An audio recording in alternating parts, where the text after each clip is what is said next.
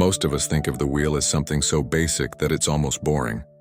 We see wheels every day on cars, bikes, carts, machinery, and never stop to think about how revolutionary it really was.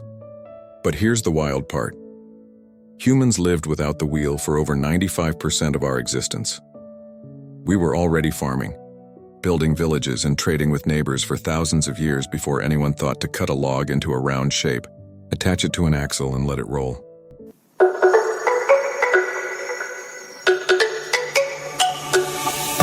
Today, I want to take you on a journey, a simulation, into an alternate history.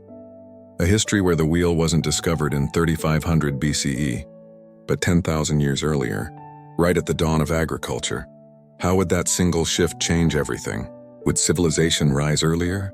Would technology leap forward faster? Would we already be living on Mars by now? Or would we have burned out in a dark age before Rome was even founded? Let's roll back time, literally, and find out. The earliest evidence for the wheel comes from Mesopotamia around 3500 BCE. The first wheels weren't even for transport, they were for pottery. Sumerian potters discovered that a spinning wheel made shaping clay much faster and more consistent. It probably took generations before someone thought, wait, if we can spin clay, why not put a platform on it and move things? The earliest known wheeled vehicle appears in archaeological records a few centuries later. Around 3200 BCE, it was a simple wooden cart with a fixed axle. By that time, agriculture was already well established. People had domesticated wheat, barley, goats, sheep, and cattle. Permanent villages had formed, and trade routes were starting to connect distant regions. But transportation was painfully slow. If you wanted to move a heavy stone, you either had to drag it on a sled, roll it on logs, or strap it to the backs of animals. That meant most people lived and died within a few miles of where they were born. Large-scale construction projects were rare and labor-intensive. Trade was limited mostly to small luxury goods, not bulk materials. Once the wheel arrived, everything changed. Wheeled carts could carry far more weight with far less effort. Roads were built, trade expanded, and armies began to use wheeled chariots in warfare. But what if all of that happened 10,000 years earlier? The last ice age is ending. The world is getting warmer. Wild grains are becoming abundant in the Fertile Crescent. Hunter-gatherer groups are experimenting with planting seeds, storing food, and building permanent houses. Now, imagine one of these groups, somewhere near Göbekli Tepe or Jericho, figures out how to make a rolling cart. Maybe they carve round slices from tree trunks. Maybe they attach them to a simple wooden frame using a straight branch as an axle. Suddenly, instead of 10 people dragging a stone across the dirt for days, one person and an ox can do it in an afternoon. This changes everything. First, labor efficiency explodes. Anthropologists estimate that the wheel can reduce transport effort by 5 to 10 times compared to dragging a load on the ground. That means early farmers could haul more grain from fields to storage, more timber from forests, more stone for building projects. Megastructures like Göbekli Tepe, which already required huge communal labor efforts, could be built 5 to 10 times faster. Second, trade networks expand rapidly. Instead of carrying goods on foot, traders can load carts and travel much farther. Villages that were isolated can now exchange food, tools, and ideas over much greater distances. Third, settlements grow faster. When moving heavy materials becomes easier, people can build larger houses, dig irrigation channels more effectively, and transport surplus crops to nearby villages. Within a few centuries, you might see early roads connecting a network of proto-towns across the Fertile Crescent.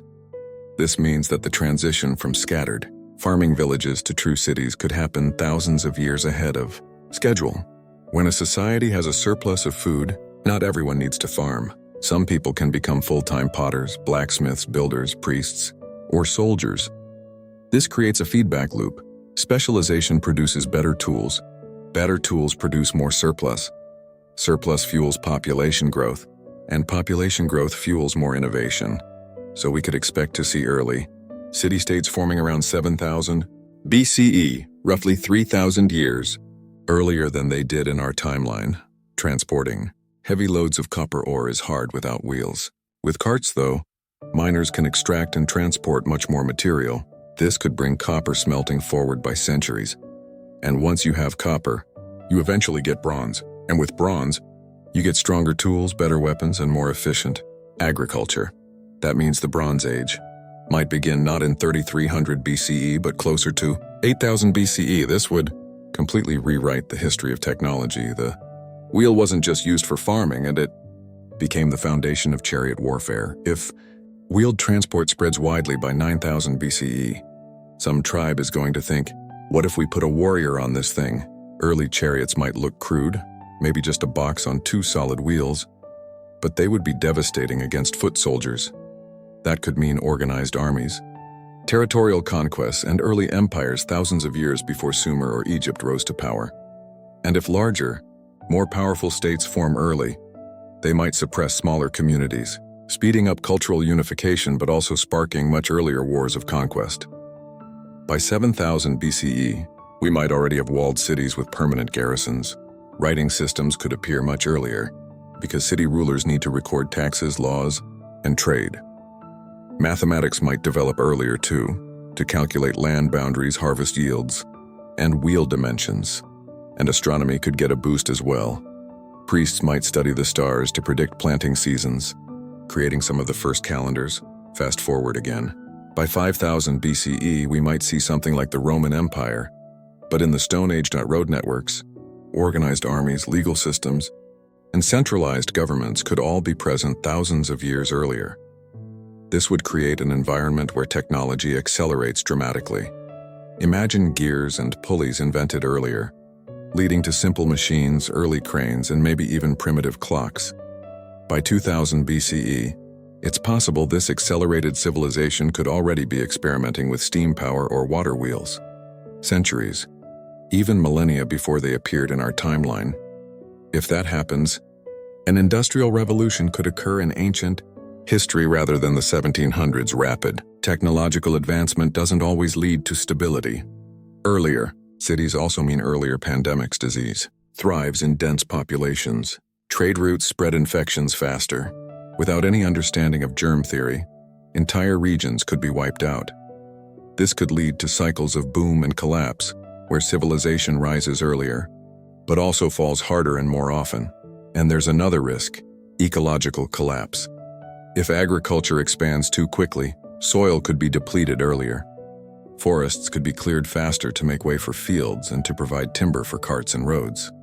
This could trigger climate change earlier than in our timeline, leading to famine and possibly even earlier, desertification in regions like the Fertile Crescent. It's entirely possible that an early wheel could lead not to a spacefaring civilization but to a catastrophic collapse that sets humanity back by thousands of years. Does the early wheel put humanity on a fast track to space travel, or does it push us toward an early dark age? In part 2, we're going to extend this simulation and explore the next 5,000 years of this alternate timeline. Could humans have built steam engines in the Stone Age? Could we have landed on the moon by the year 0? Or would our early overreach have wiped us out completely? Subscribe and hit the bell so you don't miss part 2, and let me know in the comments what you think. Would an early wheel make humanity thrive or crash?